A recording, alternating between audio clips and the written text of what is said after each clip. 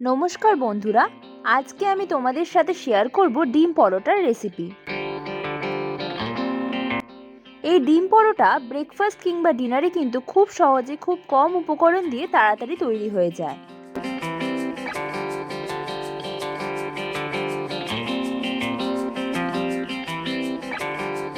ডিম পরোটা বানানোর জন্য আমি নিয়ে নিলাম 1 কাপ পরিমাণ ময়দা অথবা 200 গ্রাম ময়দা।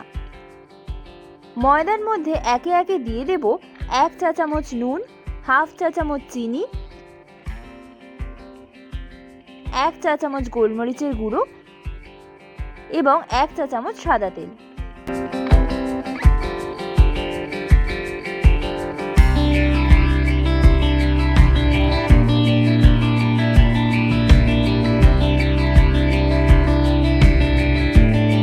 এবার সমস্ত কিছুকে ভালো করে মিশিয়ে ময়াম দিয়ে নেব।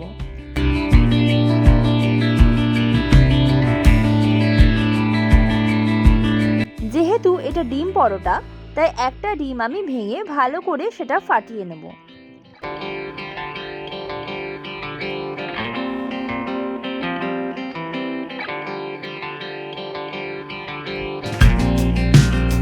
এবার ময়দার মধ্যে ওই ডিমের অর্ধেক পরিমাণ দেব। ডিমটাকে ময়দার সাথে মিশিয়ে নেব।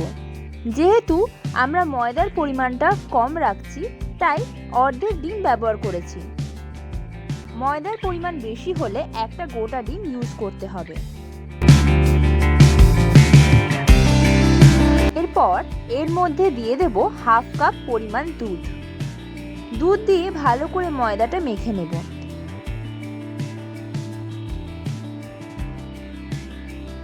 এবং দেব অল্প পরিমাণে জল। আপনারা চাইলে শুধু দুধ অথবা শুধু জল দিয়েও ময়দাটা মাখতে পারেন। দুধ দিলে পরোটাটা নরম হয়। ময়দাটা ভালো করে মাখা হয়ে গেলে একে একে এর থেকে লেচি কেটে নিতে হবে।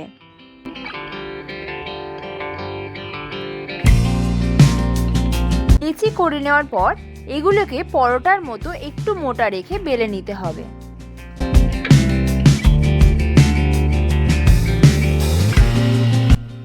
এবার যে বাটিটাতে আগের অর্ধেক ডিমটা ছিল, তার মধ্যে আরেকটি ডিম ভেঙে নেব। ওর মধ্যে দিয়ে দেব 2টো কাঁচা লঙ্কা কুচি, 1 চা চামচ গোলমরিচের গুঁড়ো, স্বাদ অনুযায়ী লবণ। লঙ্কাটা তোমরা স্বাদ অনুযায়ী তোমাদের মতো দিও।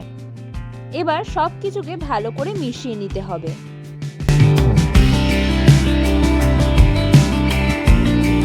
অন্যদিকে একটা তাওয়া গ্যাসের উপর গরম করতে বসাতে হবে। তাওয়া গরম হয়ে গেলে একটা পরোটা দিয়ে অল্প অল্প রুটির মতো সেঁকে নিতে হবে। সেঁকা হয়ে গেলে এর মধ্যে অল্প করে তেল ব্রাশ করে পরোটার দুদিকটা ভেজে নিতে হবে।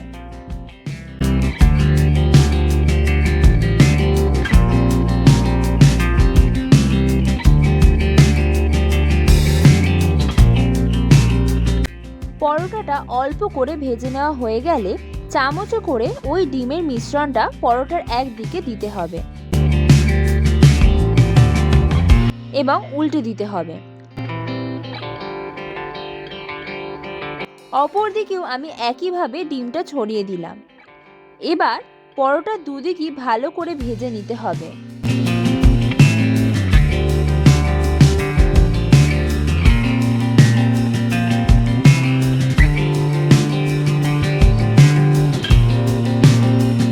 প্রত্যেকটা পরোটাই ওই একইভাবে ভেজে নিলেই তৈরি হয়ে যাবে ডিম পরোটা।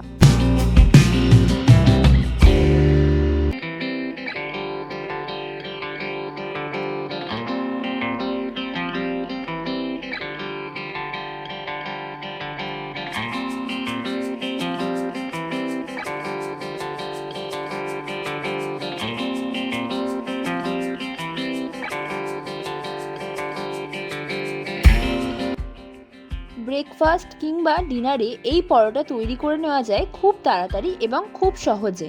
এই পরোটা সার্ভ করার জন্য কিন্তু আলাদা করে কোনো সাইড ডিশের প্রয়োজন হয় না। আমার আজকের এই রেসিপিটি কেমন লাগলো তোমরা আমাকে কমেন্ট করে জানিও।